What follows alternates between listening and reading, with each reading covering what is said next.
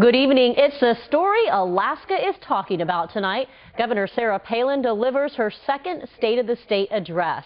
And while the focus was on the future, she made sure to remind her constituents that many of her promises from last year have materialized.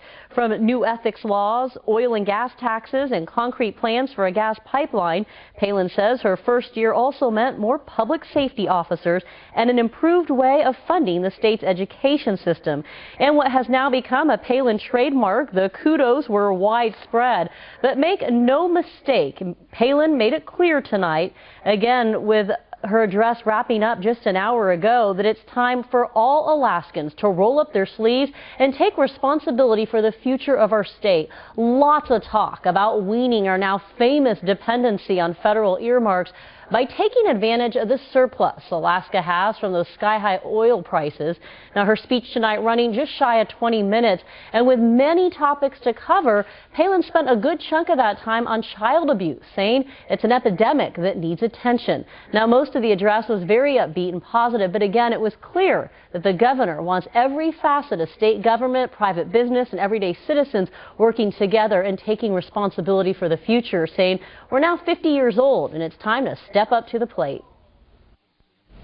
The Palin-Parnell administration stands ready to work with you, not against you, but to work with you to accomplish all of this.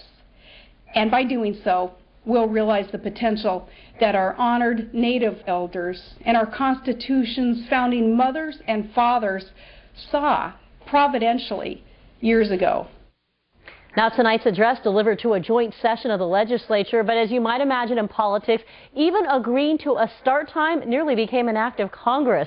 CBS 11's Matt Simon is in Juneau tonight with reaction. But Matt, before we get to that, no doubt this session already starting under like a mini firestorm of controversy.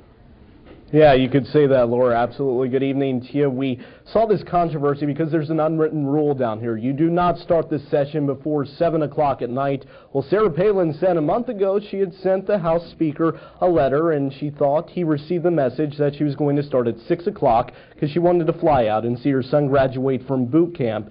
The Speaker said today there was some sort of miscommunication, and in that the message got lost. So today we saw it go at it with Senator Green and Governor Palin going at it.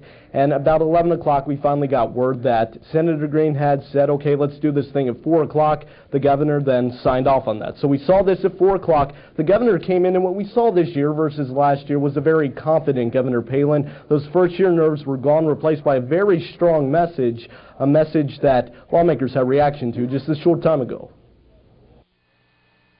I'm supportive of her as far as paying off the what we owe to CVR, paying down PERS, TERS, and doing some more forward funding on education. We didn't get specifics on that, but she said they're to come. Well, it was rushed, I thought, and there was a sort of a surface look at many topics.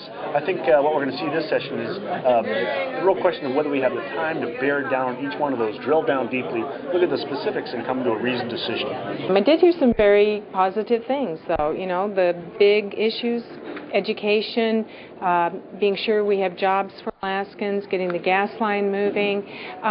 You know, I really appreciated the governor's focus on abused children and her concern about health care, although there's another area I would like to see more information about. Mixed reaction from lawmakers is expected after a State of the State address. What we seem to hear in unison from lawmakers after the speech, though, is the lack of the speech's specifics, like how the state plans on saving. Governor Palin tells us that was a strategic decision. Yeah, because we already spent 3 days and 3 different press conferences with our very specific budget rollout plan. We already spent how many days and specific events with our AGIA and our ACES plans also. So I think a broad overview of what our vision is for Alaska and what our goals are and how they can all be put together for a good plan for Alaska. That was most appropriate. And another thing we asked Governor Palin about was this feud between her and Senator Green, and she responded to it. We'll share that with you coming up new at 10. For now, live at the Capitol, Matthew Simon, CBS 11 News. All right, we look forward to that report. Thank you, Matt.